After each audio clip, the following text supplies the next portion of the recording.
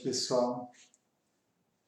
Todos sejam bem-vindos a mais uma noite de estudos do Projeto Vida Consciente.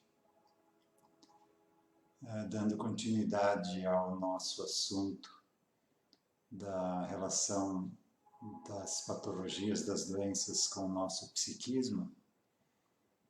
Então, para iniciarmos, rogamos o amparo maior para que possamos ter uma noite agradável de estudos, que ela possa ser produtiva para todos e instrutiva também.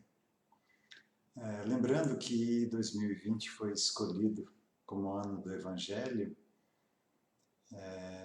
O Evangelho, para quem ainda não escutou nenhuma vez eu falar sobre ele aqui na introdução do estudo, é uma ferramenta muito poderosa, é o manual do bem viver. Muita gente reclama que o ser humano não tem manual, né? Se a gente seguir esse manual ali, aqueles 5 pontos principais das regras, das leis morais que Jesus trouxe, sem se ater às questões históricas, então, se a gente colocar em prática esses poucos ensinamentos, a gente não precisa se preocupar. Já estamos com uma vida mais tranquila aqui, sabendo lidar com tudo que vier para a gente. É o amar ao próximo como a si mesmo, é o enunciado de uma lei, a lei de causa e efeito. Tudo que eu faço para o próximo vai poder devolver para mim. Então eu tenho que amá-lo como se fosse a mim mesmo. Eu devo me colocar no lugar do próximo, porque na vida seguinte, se eu o fiz sofrer nessa, na vida seguinte as posições podem se inverter e ele vai poder devolver para mim. Então, se eu quiser ficar tranquilo, eu preciso colocar esse mandamento em prática. E eu sou o maior beneficiado, nós somos os maiores beneficiados de praticar essa orientação. O perdoar 70 vezes, 7 vezes. O perdão liberta a gente do ofensor. Quanto mais a gente não perdoa, mais a gente fica atrelado a ele. E também, pela lei de causa e efeito, ninguém colhe o que não semeou. Então, se alguém conseguir me ofender, é porque eu também fiz algo lá no passado. Então, eu devo perdoá-lo para quebrar esse círculo vicioso. Então, ele não está fazendo isso de graça, não é uma injustiça. O pagar o mal com o bem, também. Mesma questão do perdoar 70 vezes 7. Se alguém me faz o mal, se eu devolver o mal, eu vou estar dando continuidade. É um círculo vicioso, que não tem fim, até que uma das partes perdoe. A orientação de não julgar também. As pessoas são muito mais do que a gente pensa que são. Elas têm uma história de caminhada evolutiva multimilenar, têm maneiras diferentes de viver a vida, são crenças diferentes, verdades diferentes, formas diferentes de ver e de viver a vida. Então eu não preciso me entristecer ou me preocupar com isso. Compreender que o outro é diferente. Ser diferente não é errado. Só é uma outra forma de evoluir, de crescer. É a forma mais correta para ele nesse momento. Se a gente já passou por esse aprendizado, a gente sabe que ele está fazendo algo para sofrer, mas a gente também fez isso e não escutou quem nos alertou. Então a gente pode dar um conselho, se for pedido, uma orientação, se nos solicitado, mas o principal é o exemplo que a gente dá. Isso é o que mais auxilia na mudança de quem está ao nosso redor, o nosso exemplo. Se falar mudasse alguma coisa, o mundo seria perfeito, as famílias seriam perfeitas. Então não é assim que funciona. Então, resumindo aqui a questão do Evangelho, né? Também pode ser feito o Evangelho no lar uma vez por semana. Na primeira folha do Evangelho, segundo o Espiritismo, tem um roteiro simples de como fazê-lo. Quem tiver interesse auxilia na harmonização da casa, de quem convive com a gente. É muito importante nesses momentos que a gente está passando agora.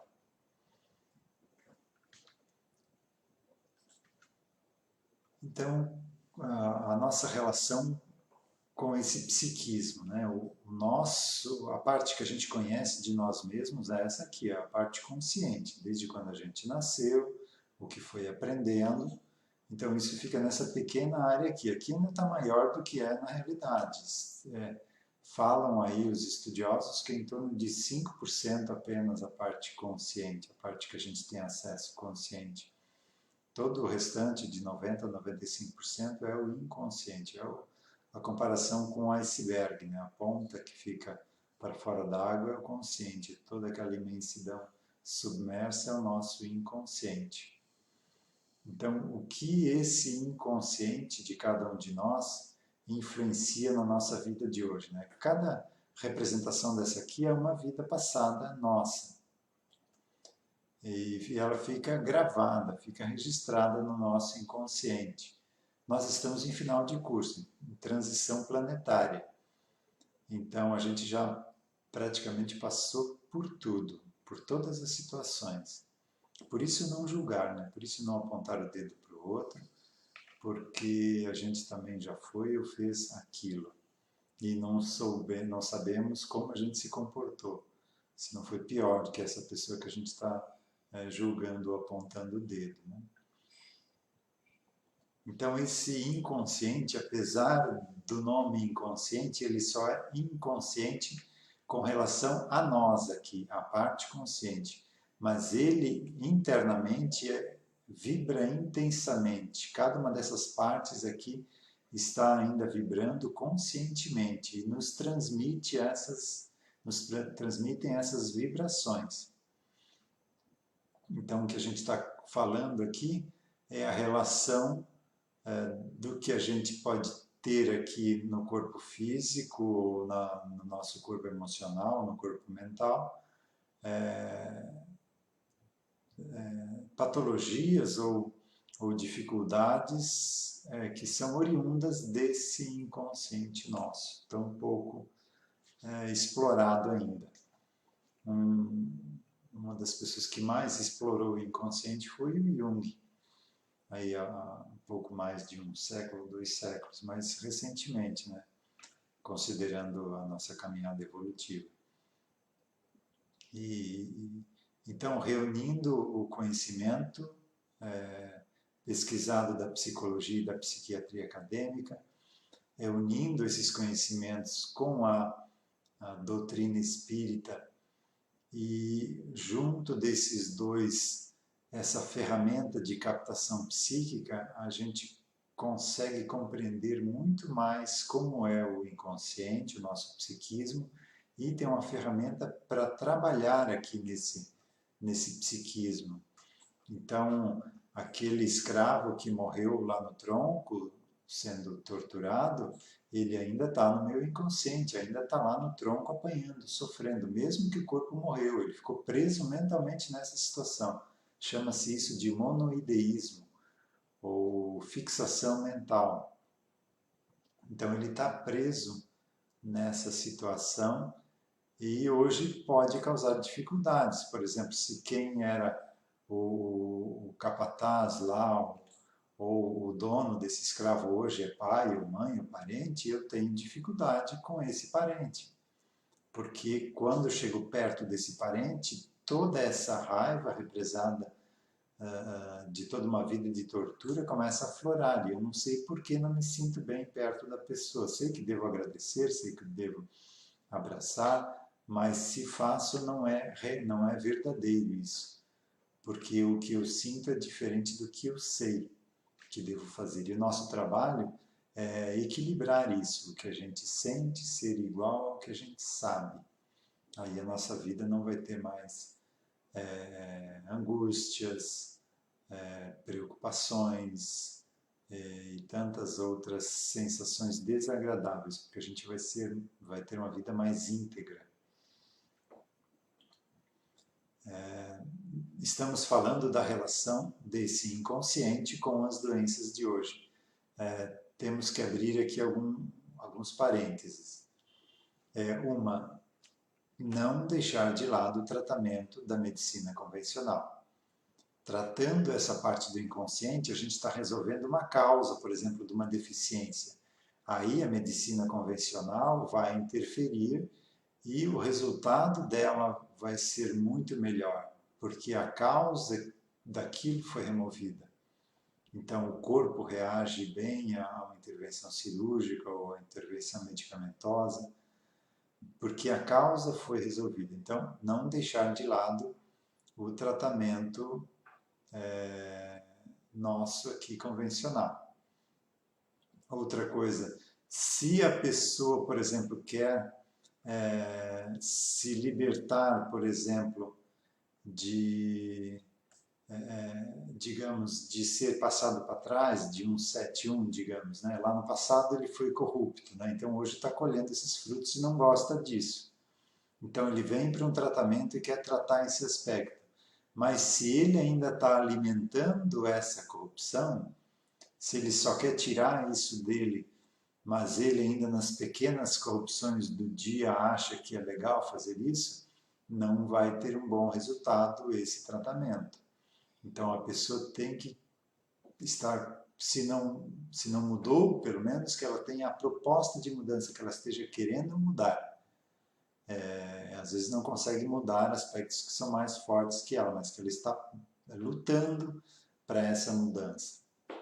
Então a pessoa não pode estar alimentando ainda esses aspectos do inconsciente, para que o tratamento de captação ou qualquer outra terapia que trabalhe com o nosso inconsciente, constelação familiar e outras terapias de vivências passadas, que trate do inconsciente, então a pessoa precisa estar preparada para essa mudança. Então, dando continuidade, a gente parou no orgulho, que aí eu citei aqui o Marlon, né, que ele diz que na Terra existem dois tipos de pessoas, né, os orgulhosos e os que não sabem que não são orgulhosos, ou que não admitem. Então, em seguida, temos aqui a osteoporose. Então, muitas vezes tem sua raiz na decomposição de energias acumuladas destinadas ao trabalho de mediunidade e de cura. Então, se a pessoa veio com essa proposta de trabalhar com a cura mediunicamente e não iniciou esse trabalho, essa energia mediúnica fica acumulada ou nos ossos. Se fica acumulada nos ossos, pode gerar osteoporose, porque é uma energia parada, estagnada ali, que vai apodrecendo e gera essa dificuldade. Eu conheci uma médium que essa energia acumulada, porque não trabalhava com isso diretamente, se acumulou com bolas, uma espécie de uma bola de sebo do tamanho de um limão, ou até maior, se não me engano, em dois locais. Se eu não me engano, um foi no útero e outro foi também na região do abdômen, mas não foi dentro de nenhum órgão. Então precisou de uma intervenção cirúrgica para remover essa bola de energia. Então o ectoplasma ele é muito sutil, mas se você não usa, ele vai condensando e formando esses agrupamentos de energia condensada e geram esse tipo de acúmulo no organismo. E depois que ela começou a trabalhar com isso, pelo que eu tenho conhecimento, não teve mais essa situação. Então isso é real. Dor ou desconforto nas pernas. Então pode ser uma pessoa que ficou uma existência, ou uma grande parte de uma existência acorrentada, como os escravos, ou numa prisão, ou com mutilações parciais ou totais, provocadas por ferimentos de guerra, ou por torturas, pode ser acidente com esmagamento das pernas, ou doenças concentrando energia no local, que precisa ser liberada. Ou também a presença de espíritos que têm problemas nas pernas, né? Então, se a pessoa é sensitiva, no mínimo sensitiva ou médium, e esse espírito, essa consciência com esse problema está do lado, o espírito, essa consciência começa a se sentir bem e a pessoa começa a adoecer. Há ali uma troca de energias, uma simbiose de energias, Mas isso não acontece por acaso também. Se esse ser conseguiu se aproximar da pessoa e permanecer ali, é porque a pessoa tem um débito para com ela ou para com alguém nesse tipo de sofrimento. Então, eu costumo falar sempre que parece que está tudo errado, mas está tudo certo. Então, se a gente for buscar as causas de tudo que nos acontece, sempre a gente vai encontrar uma resposta. Mas isso também não pode servir de desculpismo, né? Não, está tudo errado, mas está tudo certo, então eu não vou fazer nada para mudar. Não, a gente está aqui para exercitar a nossa inteligência e para mudar o que precisa ser mudado, sim. Mas não ter esse sentimento de injustiça, de indignação. Você compreende que tudo que está acontecendo é resultado de um plantio nosso. E se a gente está envolvido nisso agora, porque teve envolvido lá na causa também. Então, tanto a osteoporose, se for o problema da mediunidade, então você precisa começar a botar essa energia a serviço da humanidade, né, dos semelhantes. No caso das pernas, você precisa abrir um atendimento para curar quem está em simbiose com você ou essas memórias de passado que estão transmitindo para o corpo físico essa dificuldade na região das pernas.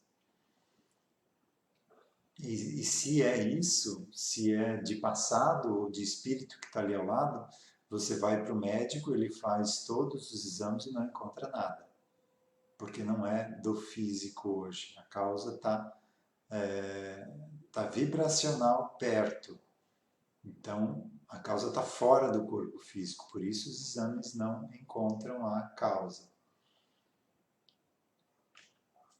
Pesadelos. Se forem médiums, é cobrança por parte dos espíritos, né? Então, o médium, via de regra, o médium, com raras exceções, não tem a mediunidade ainda por merecimento. Num futuro, creio que não muito distante, todos nós teremos essa mediunidade. Por enquanto, quem a tem pediu para tê-la para um resgate maior dos seus débitos. Como eu falei antes, salvo raras exceções.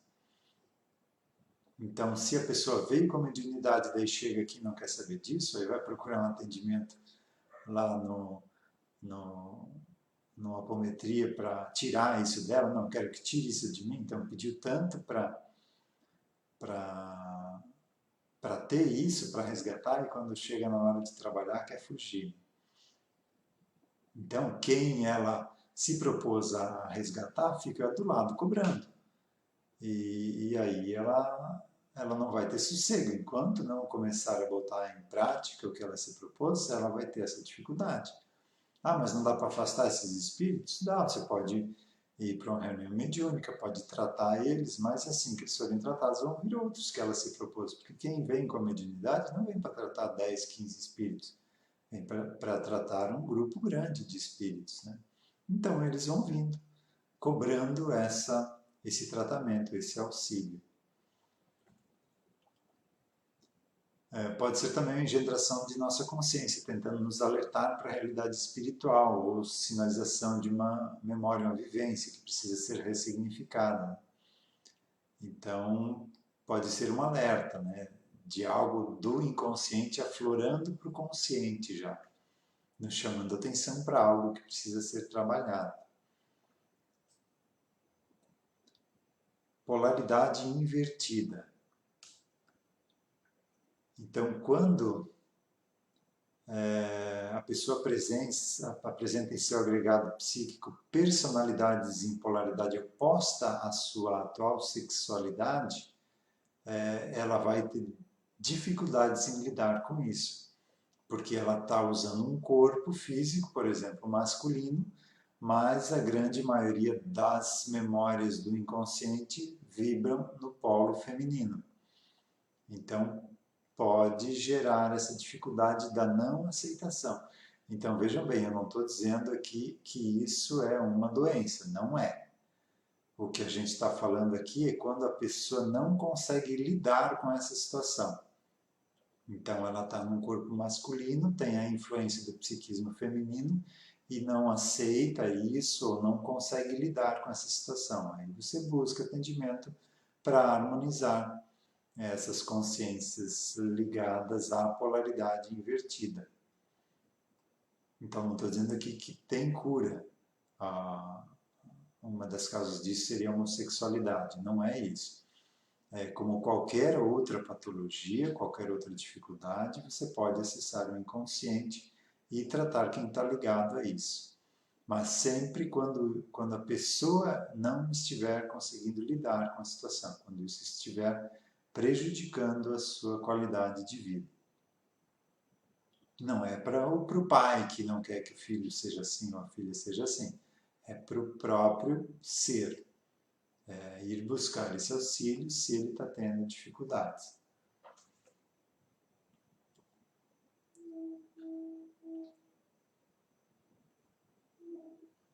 Pressa. Então, pode ser resultado do apego na ociosidade e na preguiça. Então, uma pessoa que ficou vidas na ociosidade ou sem fazer muita coisa, ele, quando programa uma nova existência, ele percebe que tem muita coisa para botar em dia, para resolver. Então, ele vem com essa pressa de querer fazer tudo numa existência. Pode ser lentidão na movimentação de mensagem ou no socorro de alguém. Então, se ele não está conseguindo botar em prática o que ele se propôs, digamos, uma proposta de trabalho espiritualista, e isso não está fluindo como ele gostaria, ele tem essa pressa, essa angústia, essa ansiedade de que comece a botar em prática essa proposta de trabalho. Pode ser também culpas no passado que ele teve por atraso em compromisso importante, né? Um médico negligente que não chegou a tempo de salvar o paciente, uma fuga frustrada de uma prisão, né? Então, se isso ficou registrado lá no inconsciente de uma vida passada, hoje em dia ele tem essa pressa. Tem que ser mais rápido para não ser pego, para não dar errado, né?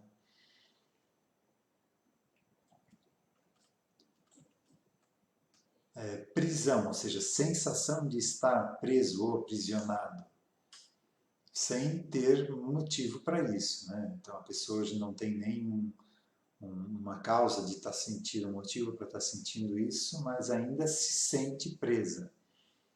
Então pode ser resultante do apego na ociosidade, também, né, da pressa, né? Fica preso nessa situação. Pode ser pessoas que viveram fechadas em mosteiros ou que foram aprisionadas, então ficaram inativas, né? Ficaram sem poder se movimentar. Então isso também gera essa sensação de estar aprisionada. Pode ser também um receio de ausentar-se. Por exemplo, ela era responsável pelas crianças da casa e saiu para buscar lenha ou mantimento, alguma coisa, e voltou e alguém passou mal e desencarnou ali. Houve algo muito ruim, ou roubaram uma criança, uma coisa assim. Então ela também se sente presa em casa por esse medo, que se ela sair de casa, algo ruim pode acontecer.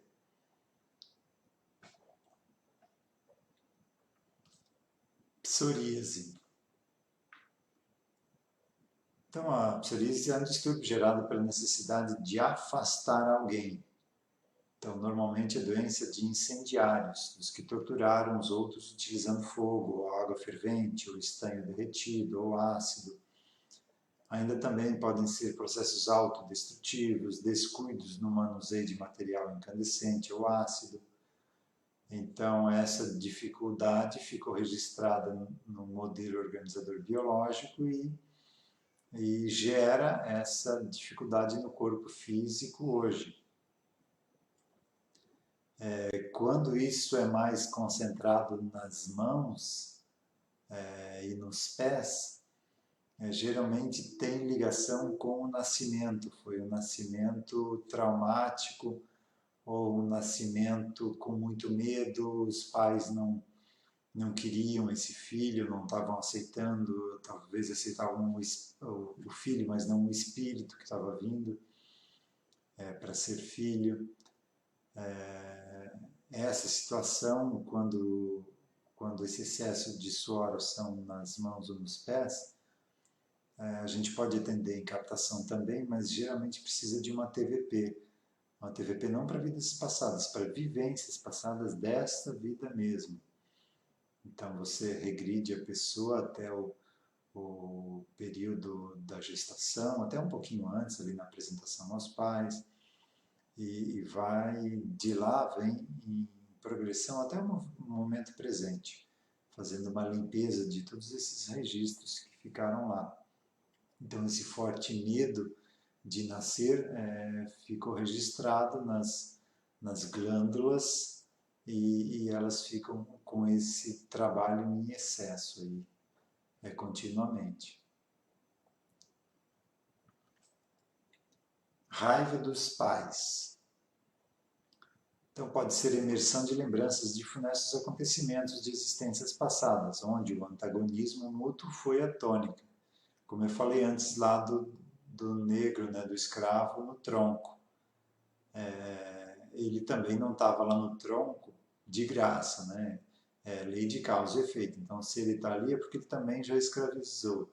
Por isso que é tão sofrido para o escravo e por isso que tantos escravos se rebelam, porque ele tem no inconsciente dele muito aflorada a existência anterior, onde era ele que estava com o chicote na mão. Então, ele não aceita de jeito nenhum aquele ser que ele considerava inferior, que nem considerava como gente, está ali num corpo branco, com um chicote na mão e tratando ele feito um animal. Então, além do sofrimento físico, o sofrimento emocional é muito maior ainda dessas situações, né? E pela lei de causa e efeito, quem tira a vida tem que devolver. Então, em algum momento, esses dois vão ser pai e filho, ou mãe e filho, ou mãe e filha, ou pai e filha. E aí vai brotar essa raiva dos pais sem ter motivo. O que a gente está falando aqui é quando você não encontra motivo, né? Se a pessoa foi maltratada, foi torturada nessa existência, aí está ali já a causa. Lógico, nada disso também acontece por acaso. Você pode abrir um atendimento de captação para ver por que isso aconteceu nessa vida. E auxilia a acelerar o processo da cura dessa situação.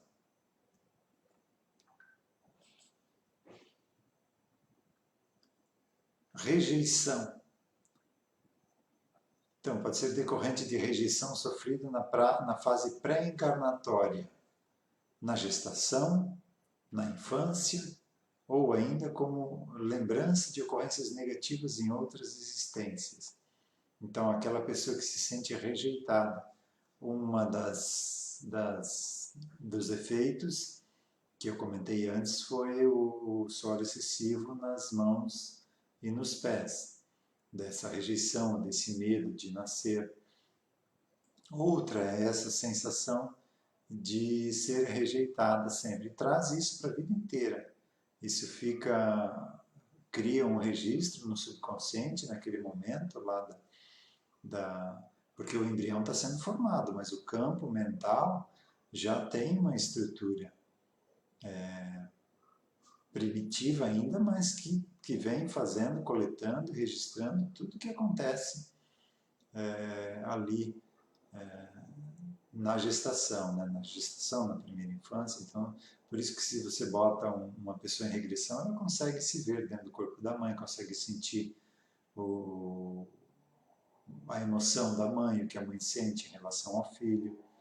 Então, tudo isso, por isso a importância de quem está gerando um filho, né? A importância de como se comportar com ele, né? Tudo que a gente fala, mesmo que não fale o pensamento, o sentimento, a criança traz registrado no seu subconsciente e vai ficar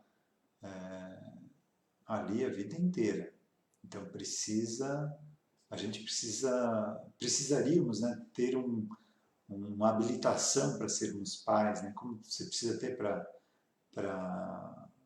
conduzir carros, né, ou veículos, a gente precisaria ter uma habilitação para ser pais, para não causar tanto prejuízo para os filhos, né, tantas dificuldades desnecessárias.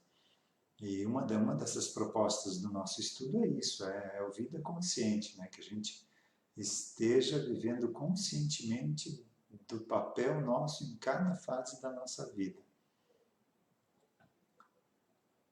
Encerrou o nosso tempo de hoje.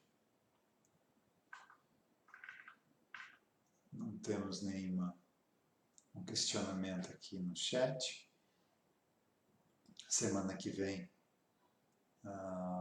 provavelmente a gente dê continuidade a esse material. Por favor, se quiserem que a gente aborde outros temas, podem ir me passando sugestões. Quem tiver o meu contato diretamente para mim, ou na página do CEPA, ou aqui no próprio chat do vídeo, que fica gravado nos vídeos do CEPA no Facebook. Então podem passar sugestões, eles são bem-vindas. Então, encerrando o estudo de hoje com um passe à distância, que os trabalhadores do CEPA que trabalham com os passes possam auxiliar nesse momento.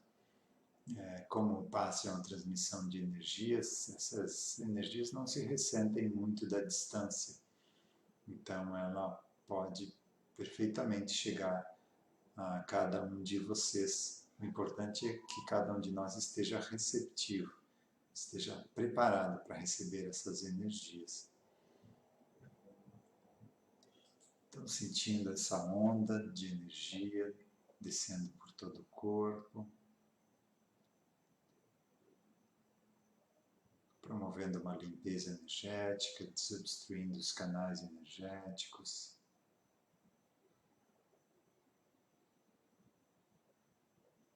Deixando em cada célula a energia que ela precisa para o seu funcionamento e reprodução saudável.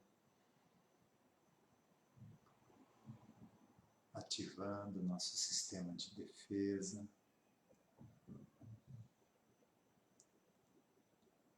Expandindo essa energia para a nossa residência, para todos os que vivem conosco, para o nosso local de trabalho, quem trabalha conosco também. Que estamos todos conectados, embora o corpo físico nos dá a sensação de estarmos separados, a nível sutil estamos todos conectados numa rede, numa teia energética. E a felicidade está destinada a cada um de nós, mas como estamos todos conectados, se essa felicidade está dependendo do próximo estar sofrendo, de alguém estar sofrendo, ser privado de algo, ela não é real. A felicidade será real quando a gente permitir todos serem felizes, quando a gente abandonar o egoísmo. Estamos preparando para mais uma semana de caminhada, de crescimento, de aprendizado, sabendo que tudo que a vida trouxer para a gente não é azar, não é acaso, não é injusto, é o que a gente necessita enfrentar naquele momento. Então, que a gente consiga usar a nossa inteligência para encontrar o caminho mais curto entre uma dificuldade e a solução dela. Que temos uma semana abençoada, que possamos ser fontes de energias de harmonia, de paz, de compreensão, de tolerância por onde a gente passar. Que assim seja. Uma boa noite a todos.